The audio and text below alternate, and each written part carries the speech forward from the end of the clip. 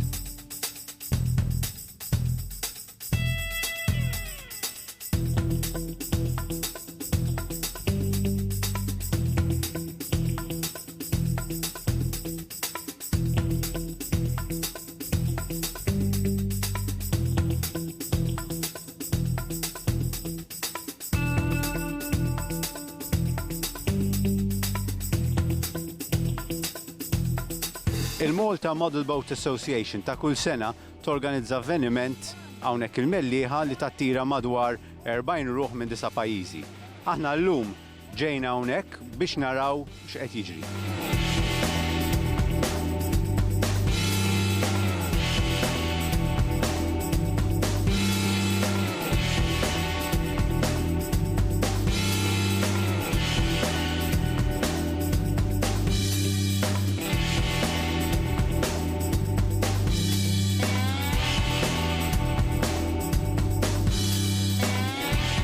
Il-Model Boat Association għadha kif organizzat l-avveniment annwali tagħha, il-Malta Open 2016. Dawn id-dajjes li ffurmaw il-klassi tal-International 1 meter ma jistgħux ikunu itwal minn metru u ma jistgħux ikunu eħfef minn 4 kilo. Il-forma tagħhom tista' tvarja u din hi miftuħa l-ideat ta' min jipproġetthom. Hemm ħafna xjenza warahom u addizzjonalment dawn il-kompetituri jieħdu dan l-isport b'serjetà kbira. Dan huwa sport fejn jitlu bosta elementi. Irid bla dubju ta' xejn ikollok idea ta' kif tibbordja. Irid ikollok in-namra għad-dajsa, iżda wara kollox irid ikollok il-passjoni għad-dettall. Biex tissetti arblu, pereżempju, trid tiċċaqlaq control line minnhom millimetru kull darba. Biex titrimja l-mainsail, trid tissikka jew tillaxka l-kicker bi ftit ta' dawra. Id-dettall f'dawn id-dajjes huwa ta' importanza ferm aktar milli jirrikjedu id-dajjes il-kbar. Biex issuq waħda weħeda huwa pjuttost faċli. Iżda biex ittellaq fi flotta irid ikollok kontroll tajjeb. B'xi drabi, eżattament bħal fid-dajjes il-kbar, trid tantiċipa kif se jaffettwawk il-kondizzjonijiet u d-dajjes l-oħra. Hija fil-parti kbira l-logħba tattika. Irid ukoll ħanajdu jkollok vista ta' seqer, speċjalment meta tkun qiegħed iddur ma' xi baga.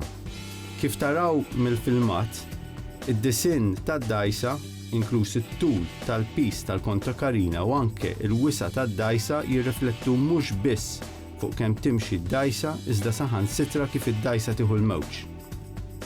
Hemm minnhom li għandhom pitch ikbar minn tal-oħrajn. Hemm minnhom li jimxu aħjar ġol rieħ milli mar-rieħ. Hemm minnhom speċjalment dawk li għandhom poppa wiesa li fil-kalma jbatu meta jkunu qegħdin jimxu mar-rieħ. Lura l-avveniment. Ħadu sehem 42 kompetitur minn 9 pajjiżi.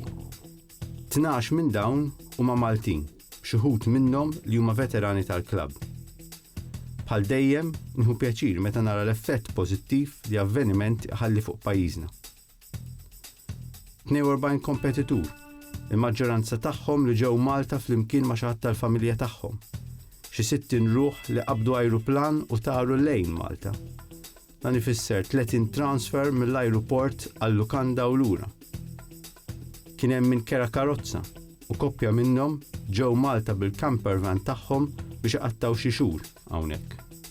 7 liedi ġew lukanda għal kull persuna li jiġu ishom kamra waħda nkriet għal 294 darba. Żid fuqhom l-ikel, il-fatt li kien hemm min ġie qabel u qatt wara. Żid il-fatt li ħafna minn dawn għandhom ukoll dgħajsa ta' kategoriji oħra għal daqstant l-organizzatur ta' dal-avveniment, Pete Williams, organizza ġurnata ta' tliela l-għada li spiċċat il-Malta Open propjament u dedikata għal-jom.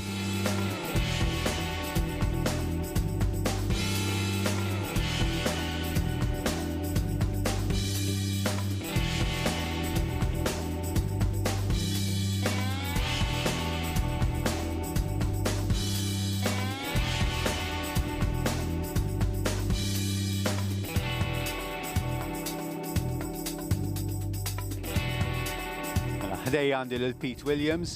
Pete huwa l-organizzatur ta' dal-event u qed jieħu sehem ukoll. L-intervista se tkompli bl-Ingliż għax Pete huwa Ingliż. Pete, good morning and thanks for this interview. Pete, you are the organizer of this event. What does this mean to you? It gives me a great satisfaction because we've managed this year to get skippers from 9 different countries over here competing with our Maltese skippers, which are 12 in number. The difficulties with organizing this event, what are the main difficulties? Main difficulties are sponsorship and assistance from so many people that we need, like volunteers, to help and coordinate the event. We're a very, very small club, the MMBA. We have 18 members in total, 12 active members who sail the IOM class boats and 6 additional members, as it were, that sail the Dragon Force class, which is a smaller version of these. In order for us to organise such an event, we don't have the numbers in our club in order to put on a show, as it were, like this. And we need the help of people such as yourself, Peter Demek and Jovin, in order to get a race like this going. One of the hardest sort of volunteers to get is someone who spends all day out in the dinghy, which is Chris, wherever he is. It's very difficult to find someone who's prepared to spend that amount of hours to help us out. And without these people, we can't organise such an event. You can't control 45 little IOM boats on the water without the right sort of committees and people behind the scenes. Okay, Pete, you mentioned the number of skippers that there are and nations. We know you're all staying in a hotel. There is an economic spin-off. What is it? Yeah, we've been based here for the past 4 years. We're at the Maliha Bay Hotel, as you can see behind us here. It's a magnificent venue for these particular boats. It gives us 2 possible courses, depending on the wind, so we can chop and change the course to suit the wind conditions. I did some rough workings about 3 or 4 years ago. I reckon we bring into Malta about 45 to 50,000 euros in this event. There are a lot of spin-offs because you get the foreign skippers tend to travel with their wives or spouses. They will come and generally not be here for the 4 days of the event. They'll come for a week, a 10-day holiday. This year we had one guy who's driven all the way from the UK in his motorhome, and I think he's going to be spending a good 2 months here on his holidays, as it were. So you can see that there's a lot behind, as it were, the scenes, bringing money into the country of Malta, which is, in my opinion, really good. Now we're halfway through this regatta. More than halfway, in fact. How happy are you? Very happy. I've been organising this now for 3 years previous, so this is my 4th event as being an organiser. I'd never done anything like it before, so it was a shock to the system the first time round. The weather is so influential into how successful an event is, and the last 3 years we've had unfavourable weather conditions, whereas this year it's been magnificent so far. Sunshine every day, wind from the north, northwest, perfect. More people join the sport. How can they do that? Initially, I would recommend that you go for the smaller class boats, which is called a Dragon Force. They're 65 metres long, which is slightly over half the size of the boats behind me now. They cost in the region of about 200 euros to buy the whole package, including the radio gear, which will allow you to sail. The more advanced skippers tend to buy better quality sails, they rig the boats better, so it does cost a little bit more money. But it's just such a good fun sport. It gets people together down by the beach, as it were, and we tend to sail through the winter rather than the summer. It's a bit too hot to stand out somewhere like this all summer long. So it's a good winter sport, in my opinion. Where do you race? We race all over the island. We don't have a fixed base. We've been trying for quite a long time to get a fixed base to sail from. It is very difficult because at the moment we sail in the sea. Every bay has got its own peculiar weather conditions, and obviously the ideal sailing conditions for either class of boat is offshore winds. There aren't many bays on the other side of the island, so we tend to sail either in Shamshir or down at St Thomas Bay, which allows people from both ends of the country to have a shorter journey every other week. The IOM class of boats, which are these bigger radio sailing boats behind me now, they are the most popular radio sailing boats in the world.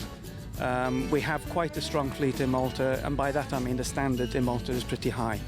In this event, the foreign competitors are 1 or 2 notches above us, but we're able to learn from them, and we've seen over the past 4 to 5 years the standard in the fact that the Maltese are finishing higher. Because of the length of time we have been sailing IOMs, as a club, we're an association actually, not a club. We are IOMICA, which is the International Class Association registered. We have a seat on the World Council, and there's also another division of the sailing fraternity called the International Radio Sailing Association. We're also a DNM for them, so we've got quite high standings outside of Malta, but inside of Malta we seem to be left to our own devices. We don't, as I said before, we don't have a club where we can base ourselves. We have a dinghy. We need a dinghy to lay buoys and rescue boats that do break down. And we sort of float. We're a bit like gypsies, going from bay to race. So it would be good if we could have a bit more support from somebody.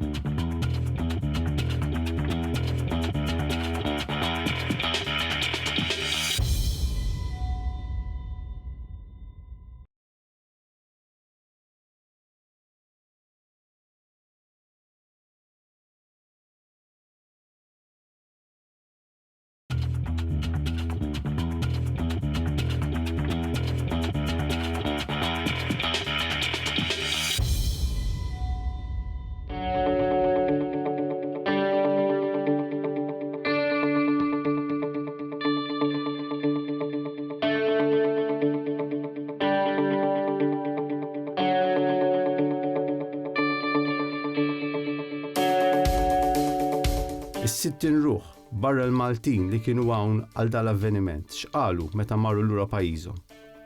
Setgħu forsi jħajru lil xi ħbieb tagħhom jiġu għal xi vakanza? Min jaf. Li nafu li sabu ruhom tajjeb hawn Malta, bħal dejjem ospitajnihom b'ġenwinità u kollha kemm huma lesti li jerġgħu jiġu lura l-avveniment tal-2017.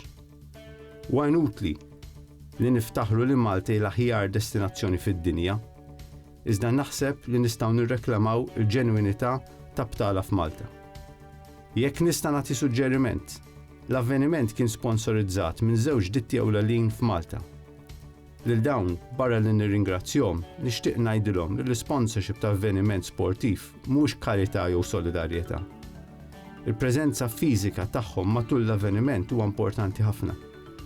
U kieku kienu hawn, kieku ġejtu, kontu taraw li l-kompetituri kienu interessati fil-prodott tagħkom. Bosta minnhom wara kollox qegħdin fin-negozju. Kieku kontu hemm u kieku tajtuhom iċ-ċans, il-kompetituri kienu jkellmukom u x'aktarx kienu wkoll jistednukom biex tippruvaw id-dajes tagħhom. Interessanti ngħidu li l-kompetituri li ħadu sehem ġew bistedina.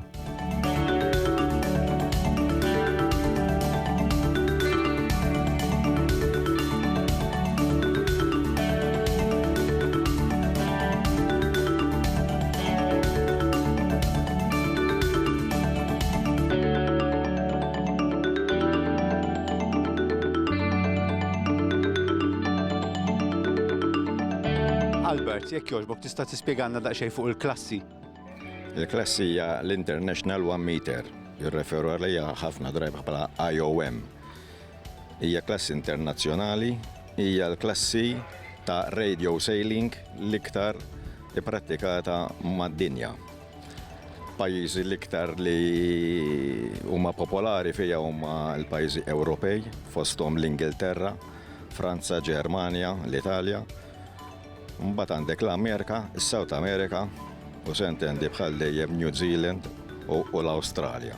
Mela di l-klassi mhix daqshekk antika, forsi la dak il-20-25 sena qabel kien jeżistu l-iktar klassi popolari kienet il-Marblehead li kien fiha 50 pulzier.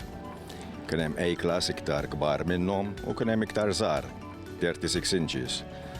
Xi ħadd darba ddeċida li jagħmel dajsa twila metru għalhekk jgħidula 1 meter u sabu li kienet kompromess tajjeb bħala spiża li trid tagħmel biex tinvesti u l-pjaċir li ttik id-dajsa. Għalhekk l-iktar waħda li rnexxiet.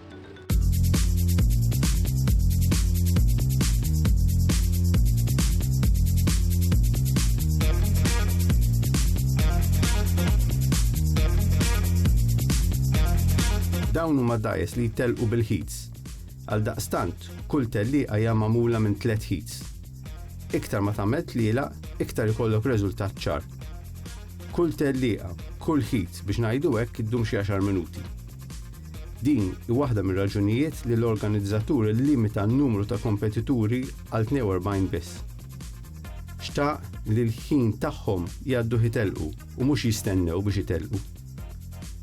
Hemm raġuni oħra, mingħajr volontiera ma tagħmel xejn. Lin-nisa tal-kompetituri Maltin taw il-ħin tagħhom biex jgħinu u biex huma stess ikunu volontiera.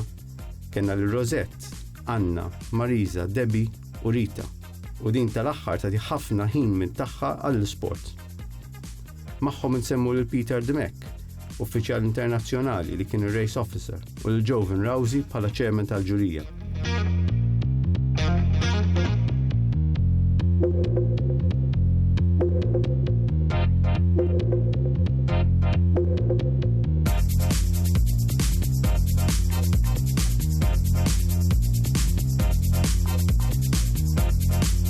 Ħdejja llum għandi lil Peter Demek li huwa race officer. Peter, l-involviment tiegħek eżattament ma' din il-klassi x'inhi?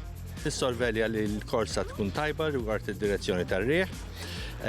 Nista' nissorvelja wkoll il-start line, il-line judge tajjat il-numri kif suppost, ġifier dawk li jkunu veru on course side u ġeneralment l-andament tat-tiġrija. Sal-andament sissa. Jiġifieri, llum ninsabu fi tielet ġurnata qegħdin għaddejna n-nofs tal-regatta biex ngħidu hekk kif sejrin. Sejrin tajjeb naħseb. Il-dewmien bejn tiġrijiet huwa mill-inqas qed nagħmlu iktar milli stennejt fil-fatt tiġrijiet kull ġum. Allura nistenna li naqbżu l-20 forsi anki l-21 tellieqa fl-4 ijiem li għandna. Issa, kieku il-Malta Model Boating Association kellha tiddeċiedi li tagħmel European Championships jew World Championships hawn Malta. Tidħol għaliha bħala race officer? Iva, naħseb nidħol għaliha, hemm bżonn ta' iktar volontira u hekk u għal kampjonat importanti Ewropew jew anki tad-dinja hemm bżonn li jkollna ħafna iktar nies jgħinu anki nies esperti.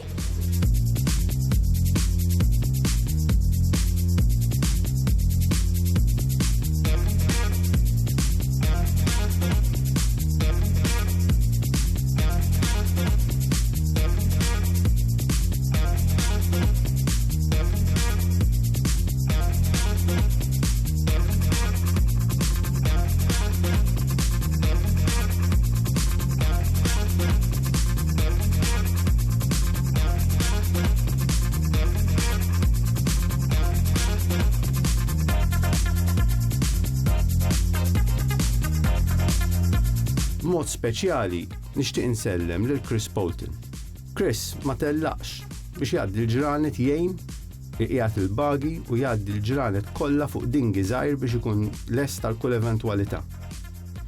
Biex taraw kemm Chris Bolton għandu qalba marbuta mal-isports, Chris se jaqsam minn sqallija l-Malta fuq lejza dingi biex jiġbor fondi għal Viking Sailing Club. Biex ngħidu kollox, Pete Williams wera anke d-diżappunt tiegħu għaliex wara li għamel roster biex kulħadd jagħti semu kien hemm min dan ma tantx ta' kasu.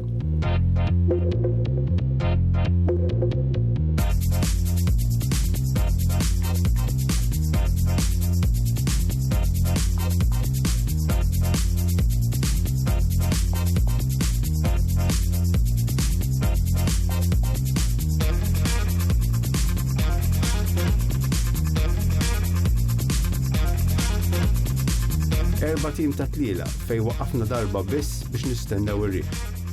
U hawn fil-fatt naraw il-kambjament li sar f'dawn l-aħħar snin saħansitra fil-batteriji. Immaġinaw snin ilu kien ikollna nieqfu biex il-kompetituri jkollhom ċans ibidlu l-batteriju biex ibattlu u jnixfu d-dajsa minn ġewwa.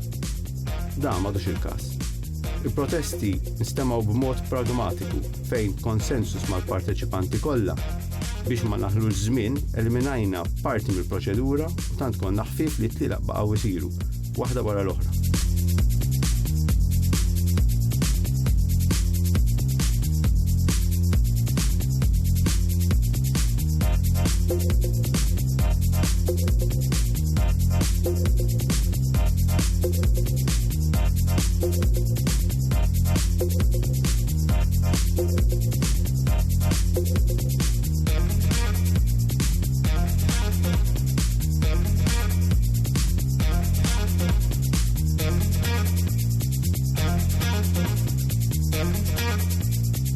Jien personalment minn hawn inħajjar Malta Model Boat Association japplikaw biex Malta tospita il-Kampjonat Ewropew jew dinji.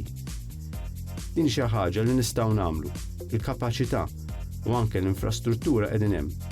Jonqos biss l-sponsorship u armata ta' volontiera. Jien lest li ngħin u forsi ta' min nibdew lista minn issa.